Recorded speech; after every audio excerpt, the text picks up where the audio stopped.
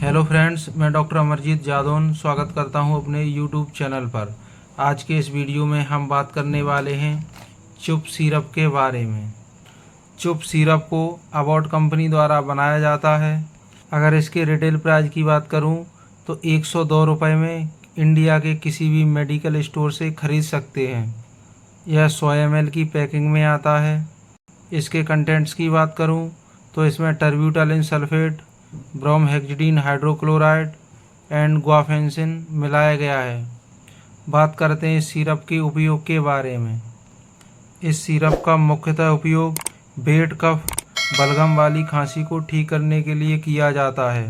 अगर आपको खांसी के साथ में बलगम भी आ रहा है तो इस सिरप का उपयोग कर सकते हैं। अगर आपके सीने में बलगम जम गया हो और खांसी हो रही हो तब इस सिरप का इस्तेमाल कर सकते हैं। यह सिरप बलगम को पतला करके बाहर निकालने का कार्य करता है। यह बलगम वाली खांसी के लिए बहुत अच्छा सिरप है।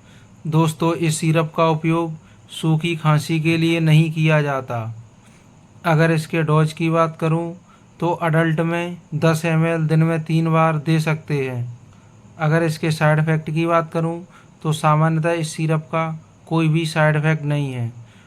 उम्मीद करता हूँ आपको हमारी जानकारी अच्छी लगी होगी। वीडियो अच्छी लगी हो तो लाइक करें, चैनल को सब्सक्राइब करें।